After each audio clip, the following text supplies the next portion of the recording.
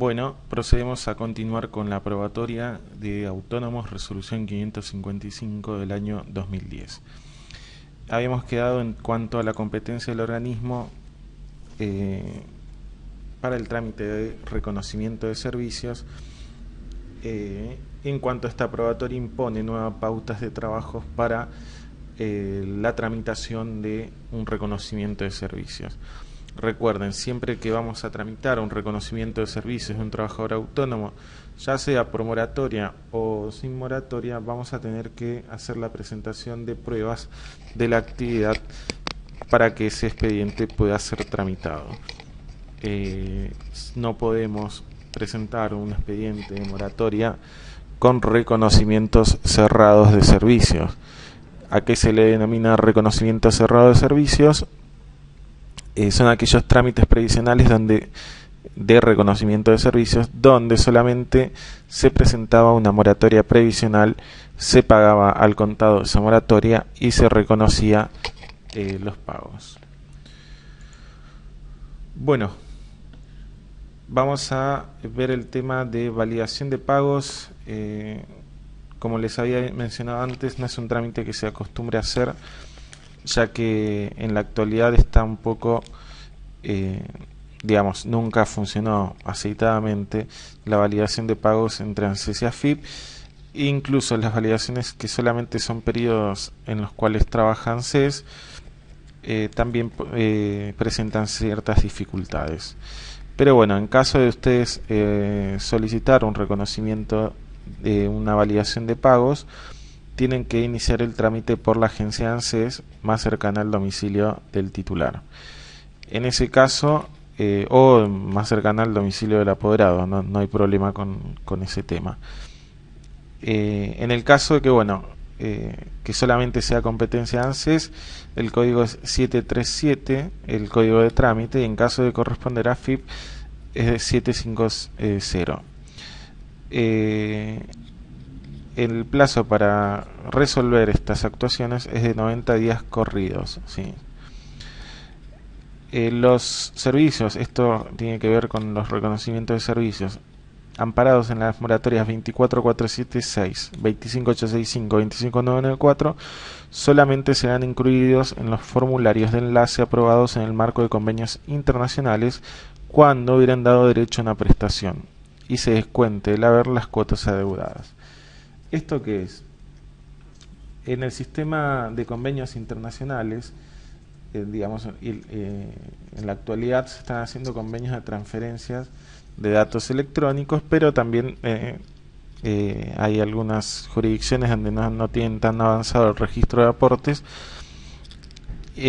con lo cual se utilizan unos formularios de transferencia de información, que entre un organismo previsional de un país y de otros van seleccionando distintas herramientas para comunicarse, ¿no? En la actualidad tenemos convenios electrónicos con Uruguay, con España, que recientemente se inauguró incluso en la Embajada de España un centro de atención del sistema previsional español. Con Uruguay también hay transferencia electrónica de datos, con lo cual es menos engorroso el trámite. Pero bueno, antes de que existiera la transferencia electrónica, todos se utilizaban un formulario, obviamente que se ponían de acuerdo entre las jurisdicciones para transferir información. Si yo hago una moratoria 24476 sin aportes, es decir, nunca efectué un aporte y quiero completar los aportes que tengo, supongamos que en el 2001 me fui a España y en España sí me hicieron aportes, y bueno, yo quiero comprar los años que estuve acá en Argentina hasta el 93. Hago un reconocimiento de servicios. El tema es que antes de esta resolución se podía hacer reconocimiento e ir a España con los 20 años que me faltaban y gestionar una jubilación allá. En la actualidad este tema quedó acotado, ya que no se puede solicitar reconocimiento de servicios, ni va a ser incluido ese periodo si no da derecho en la Argentina a un beneficio jubilatorio. Es decir, todo lo que va por moratoria y que yo no tenga comprobación de tareas tiene que dar derecho a un beneficio para ser incluido en los formularios donde se le informa a la jurisdicción externa que que se han efectuado determinada cantidad de aportes. Si no da derecho a un beneficio y no se descuentan de la jubilación, no pueden estar incluidos en ese formulario, con lo cual esta acción que hacen algunos estudios de abogados de jubilar a la gente en España, en Miami, etcétera, completando los aportes que les faltaban allá con aportes que tienen acá, o que se podían comprar por moratoria, ha quedado realmente muy acotada, ¿sí? Esto, digamos que para mí entender, es algo correcto. Bueno, en cuanto a la verificación del derecho, recuerden, una vez hecha la liquidación del SIJAM, tenemos 45 días hábiles administrativos para presentar esa liquidación. En caso de que nosotros no hagamos la presentación de la liquidación, vamos a perder la fecha inicial de pago. No es que se pierda esa liquidación, mientras yo no la modifique no va a ocurrir ningún problema. La fecha inicial de pagos es la fecha de liquidación del SICAM, siempre y cuando yo la presente dentro de los 45 días hábiles administrativos. En cuanto al procedimiento de verificación del derecho, se le autoriza, digamos, a través de esta resolución, a hacer determinadas tareas al iniciador de ANSES, ¿no? Por ejemplo, esto parece una pavada, pero es algo novedoso. Antes nos hacían pedir los expedientes previos a los apoderados o a los titulares, y una vez que estaba en la UDAI, recién ahí nos iniciaban el expediente. Bueno, esto, digamos, nunca estuve de acuerdo con ese accionar, y nunca, por suerte, y gracias a que uno conoce un poco del derecho administrativo, no me han podido a mí obligar a hacer eso. Pero bueno, sé que de muchos casos que los hacían transferir directamente el expediente, y hasta que el expediente no esté en la SODAI no se podía iniciar. Hoy por hoy, bueno, esta normativa es clara en indicarle al iniciador que en caso de existencia de un expediente anterior, tiene que él solicitar el expediente y aguardar a que el expediente llegue para continuar el análisis, pero de ninguna manera tiene que rechazar un expediente por este inconveniente de la demora en la transferencia del expediente de una UDAI a otra. Bueno, cotejar el AUT 1, que el AUT 1 es justamente el padrón histórico de autónomos que aparece en la página de ANSES, ¿sí? Ya sabemos que eso lo buscamos en trámites en línea, trabajadores en actividad, padrón histórico de autónomos, ¿sí? Hacemos consulta, número de documento, número de cédula, si es que tuvo, y el código de seguridad, y ahí nos va a aparecer el padrón histórico de autónomos. ¿Qué va a cotejar ANSES? Justamente esto van a tener que ustedes ponerse a estudiar esta resolución, porque digamos la tienen que manejar esta resolución junto con la resolución 524, más las circulares complementarias que yo voy agregando. Se las tienen que saber sí o sí, si es que quieren ser eficientes en el trabajo diario de esta rama del derecho.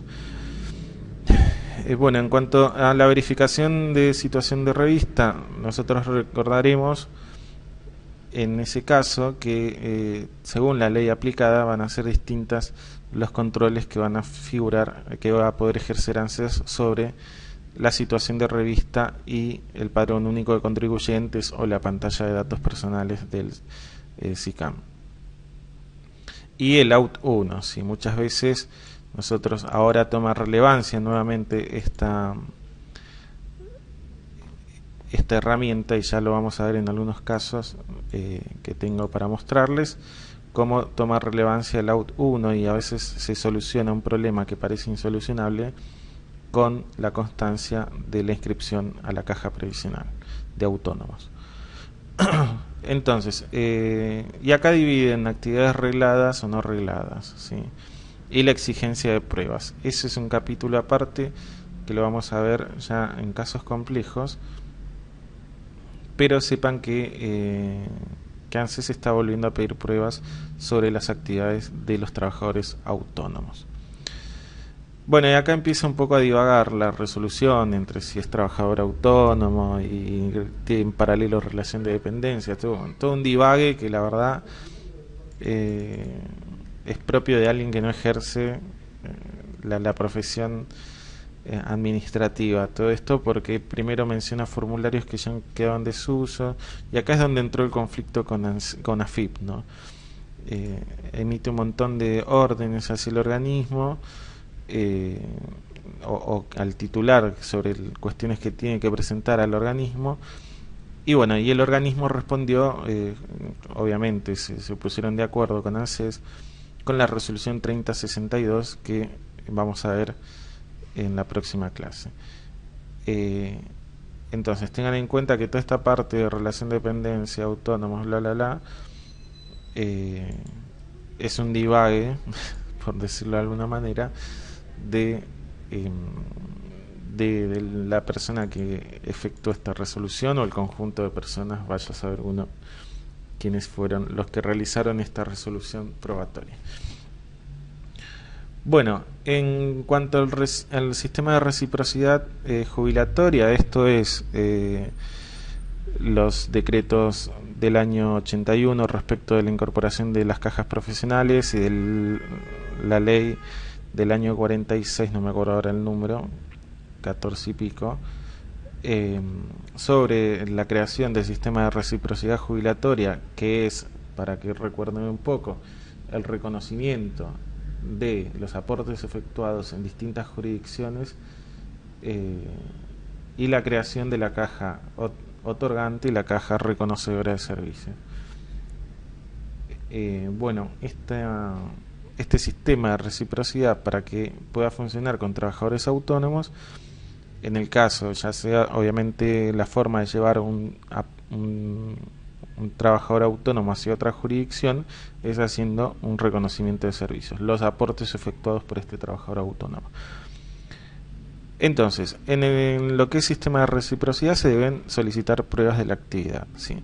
Los periodos amparados en los beneficios de la ley 14.236, 25.321 y 24.476 serán considerados para determinar la caja otorgante.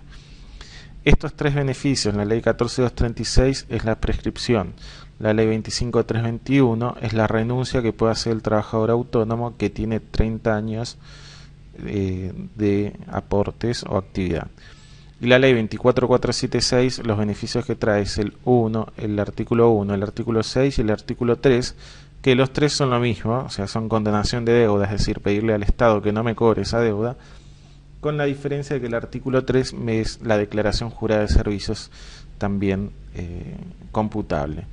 El 1 y el 6, el artículo 1 y 6 de la 24.476 no se computa, en cambio el artículo 3 sí se computa como periodo de servicios, pero no como periodo con aporte.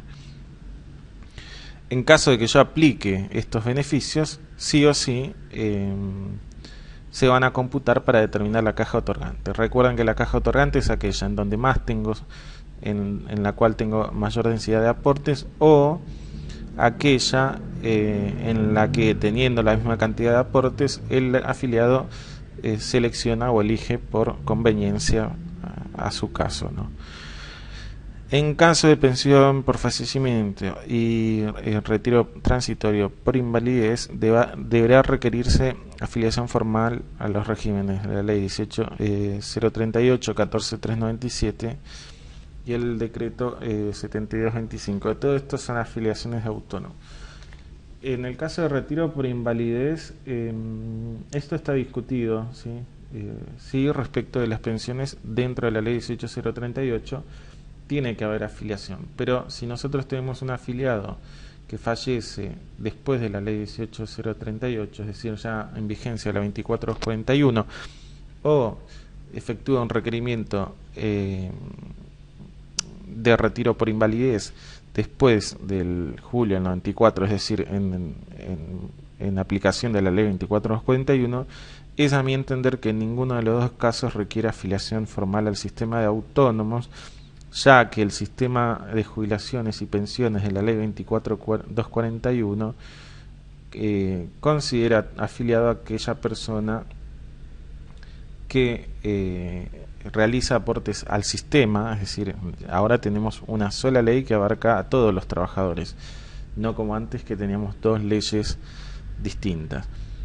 Hay dos interpretaciones en cuanto a la afiliación: aquellos que están obligados a hacer aportes, ya sea en relación de dependencia o como trabajadores autónomos, o en el caso, bueno, tenemos también afiliaciones voluntarias, y también tenemos aquellas personas, y esto ya es un dictamen jurídico de ANSES, que estando en condiciones de acceder al beneficio, estando en condiciones de acceder al beneficio en el marco de la ley 24241, pueden ellos o sus derechohabientes acceder ya sea al beneficio jubilatorio, de pensión o de retiro por invalidez. Es decir, el derecho se debe consolidar dentro de la vigencia de la ley 24241. Si es un fallecimiento, si se muere después de julio del 94, estamos en vigencia de la ley 24241. Y si estamos en vigencia en un retiro por invalidez, obviamente, como lo está pidiendo ahora, también la ley vigente es la 24241. Esto igual lo vamos a explayar un poco para que entiendan que no es tan así como lo dice esta normativa. ANSES continúa exigiendo afiliación tanto en retiro por invalidez y pensión por fallecimiento, pero bueno, es una chicana administrativa más que nada. Esto ya en la cárcel, incluso en la justicia, ya ha quedado bastante consolidado que no deben exigir afiliación al régimen de autónomos para hacer una moratoria, por ejemplo. Bueno, continuamos con el tema de autónomos, tareas diferenciales. Nosotros en lo que es régimen de autónomos tenemos dos tareas diferenciales que en la actualidad se utilizan, una que se dejó de utilizar, que es pescadores a la parte. En cuanto a los trabajadores autónomos que en la actualidad pueden realizar su jubilación en forma anticipada, tenemos al taxista propietario autónomo y al transportista de carga autónomo, también propietario. ¿Qué quiero decir con propietario? En ambos casos necesitan ser propietarios de de su vehículo con el cual desarrollan la actividad. Esto es un requisito que no se puede dejar de lado. ¿Sí? Este requisito, tanto de el pago de la categoría correspondiente a la actividad diferencial, ya sea como taxista autónomo o transportista de carga, el efectivo ingreso de aportes durante 30 años de esa actividad y haber cumplido la edad de 60 años, es decir, pueden jubilarse 5 años antes de lo que es la edad jubilatoria del régimen común. En este caso, bueno, no se contempla la diferenciación que debe hacerse con las mujeres que tienen una prerrogativa de 5 años de poder jubilarse a los 60, con lo cual si tuviéramos un caso hipotético de una señora taxista con 30 años de aporte propietaria, estaríamos en condiciones de decir que no tiene ningún beneficio en principio. Ha habido antecedentes de presentaciones ante la cárcel, ante la justicia de la seguridad social, en cuanto a solicitar la equiparación, ¿sí?, del beneficio de poder jubilarse 5 años antes de cumplir la edad jubilatoria en el caso de una taxista mujer. También acá hay un conflicto con el tema de los autos de alquiler en el caso de los remiseros, ¿sí? Conozco antecedentes de casos también de la cárcel y de la Justicia Nacional donde se ha asimilado el régimen a remiseros que han pagado efectivamente la actividad como taxista autónomo, ya que el decreto original lo que habla son de autos de alquiler, no de taxis, con lo cual también se ha logrado equiparar. Todo esto lo menciono como para que tengan una idea de que no es todo tan rígido y que la tarea justamente del abogado previsionalista va más allá de presentar algún tipo de documentación o juntar papeles, ¿sí? Nosotros tenemos que saber que toda esta normativa tiene, digamos, flexibilidad, o debería tenerla, y en ese caso no despachar al cliente sin ningún tipo de esperanza, sino tratar de buscar las alternativas en cuanto a posibilidades de equiparar un régimen o de flexibilizar cierta situación que hace que un titular no tenga derecho a acceder a un beneficio. Imagínense esa señora que era taxista y que tenía 30 años de aporte y 55 años de edad, seguramente tiene que haber pateado varios estudios previsionales antes de que alguien le diga, sí, mira, vamos a intentar hacer esto, esto y esto, es decir, iniciar el expediente, nos van a denegar el expediente, pero luego hacemos una acción judicial o una presentación ante la CARS solicitando la equiparación de este beneficio a las mujeres, ¿sí? Algo que está totalmente excluido en la legislación, que da origen a estos dos regímenes de transportistas y de autónomos, pero no excluido por una cuestión de que hay que ver la época en la cual se dictaron esos decretos, años 67, 66. O sea, son leyes muy viejas donde la realidad del país no es la misma que la de ahora, con lo cual toda esta normativa hay que tratar de ser muy flexible en cuanto a la interpretación. Obviamente ANSES nunca va a ser flexible, con lo cual ustedes deben saber que por más que ANSES nos diga que no es que tiene la razón ANSES. Bueno, en lo que es tareas diferenciales, el taxista autónomo entonces requiere pruebas de la actividad sí o sí. Y las pruebas son, primero, el carnet profesional, ¿sí?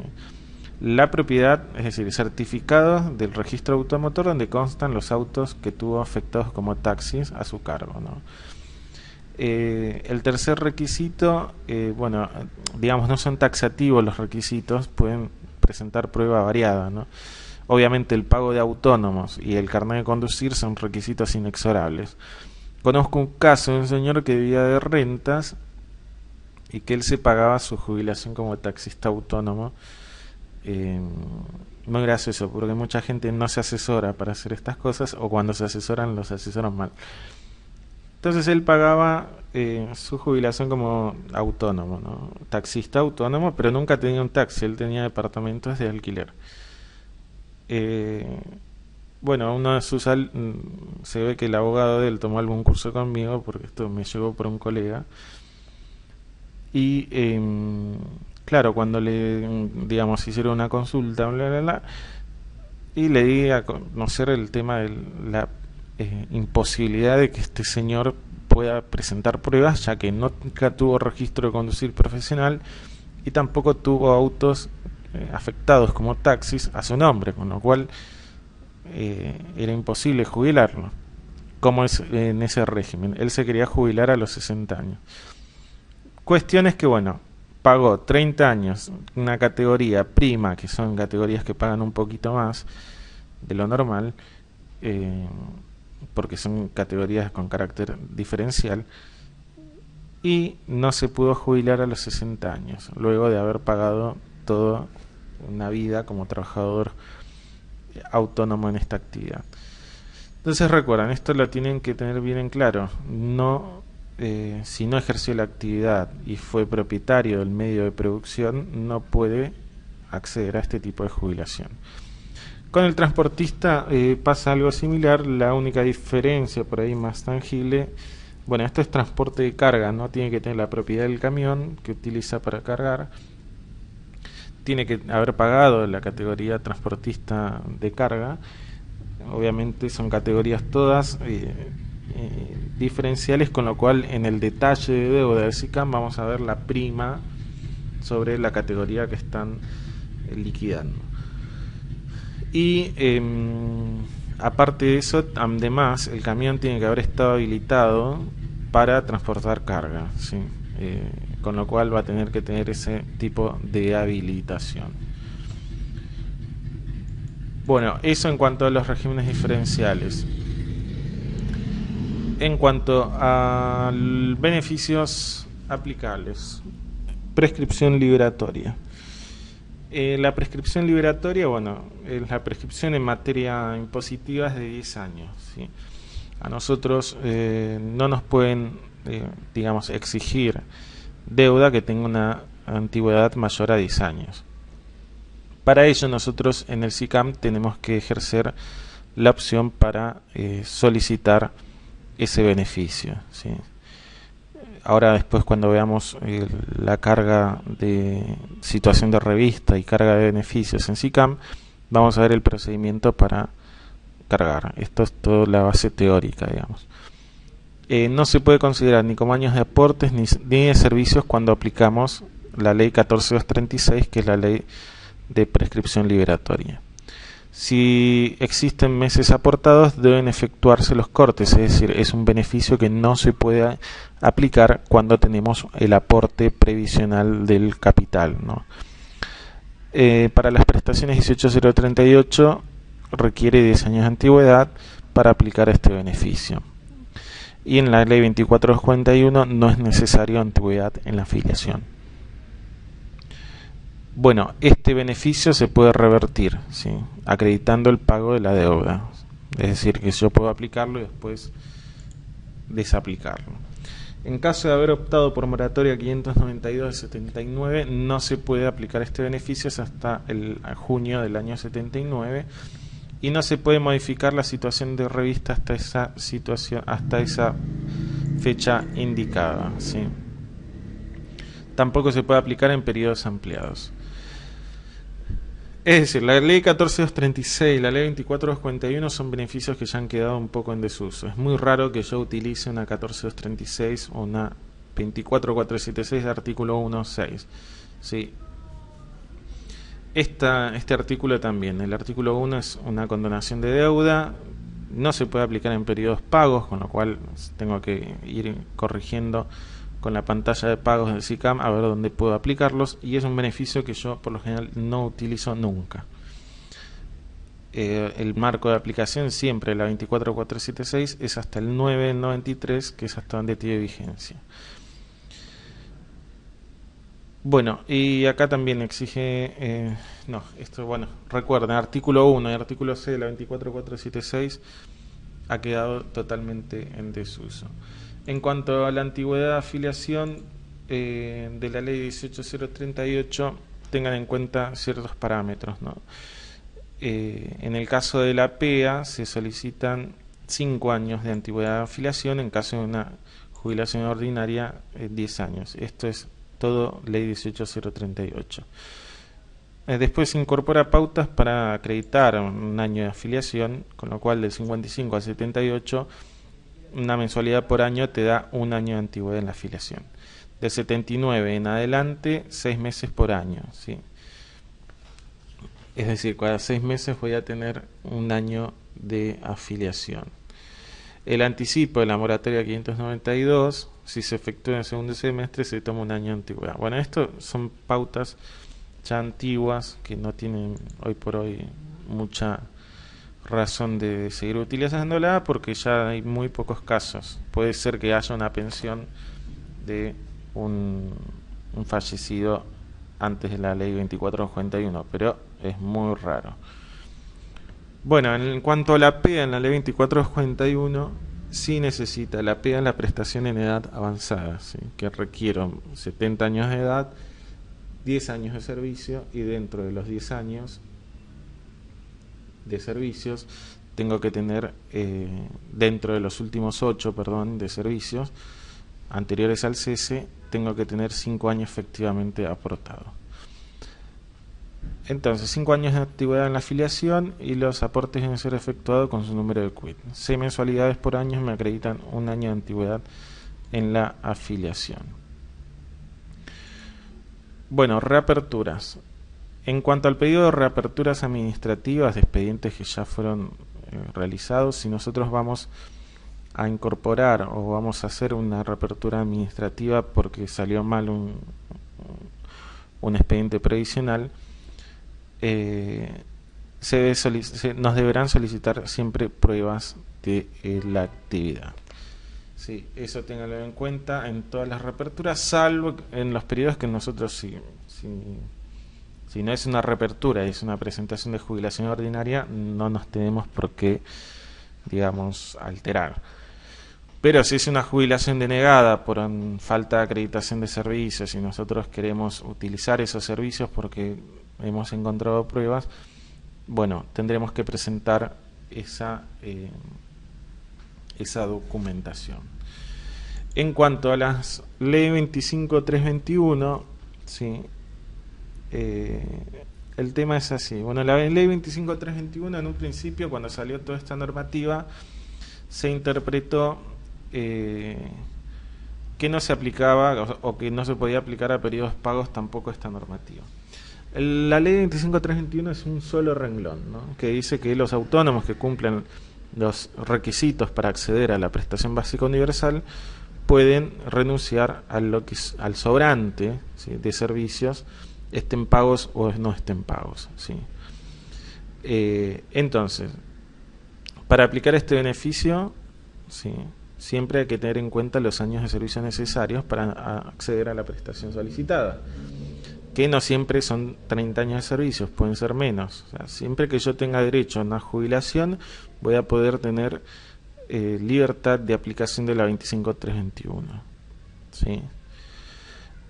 Eso ténganlo muy en cuenta. Es importante saber que yo, dentro de los beneficios que utilizo, es la 25321 y el artículo 3 de la 24476 son los dos beneficios que utilizo permanentemente, ¿sí? Así que es importante saber que esta normativa, la 25321, siempre y cuando yo tenga el requisito de acceso a la PBU, voy a poder efectuar su aplicación en el SICAM, ya sean periodos pagos o periodos que no estén pagos. Otra cosa distinta es el tema del cese ficto, que lo vamos a tratar en particular porque es un poco más complejo de lo que parece, ¿sí? Bueno, que está en la circular 49, ¿sí? La circular 49 del 2010 nos da distintas formas de acreditar el cese en el caso de invocación de la ley 25321. Eso vamos a tratarlo en particular con un caso con ejemplos, porque es algo un tanto complicado de entender. Bueno, terminado esto, voy a cargar una actividad, más que nada va a referirse a lo teórico, porque lo que me interesa de este inicio de conocimiento de la normativa que se aplica al SICAM es que lean e incorporen todas las pautas de la normativa 555 y de la resolución 3062. Así que estas dos clases 6 y 7 van a ser más que nada teóricas y voy a tratar de incorporar algún tipo de caso práctico. Por favor, todos soliciten su clave fiscal como para que puedan entrar al sistema de AFIP y acceder al aplicativo SICAM y a los otros aplicativos que vamos a utilizar para efectuar liquidaciones de autónomos. Recuerden, la clave fiscal se solicita con copia de su DNI, primera, segunda y cambio de domicilio en cualquier agencia cercana a su domicilio o lugar de trabajo. No es necesario ir a la agencia del domicilio del titular o a la agencia que les corresponda por estar inscritos en esa agencia. Bueno, muchas gracias.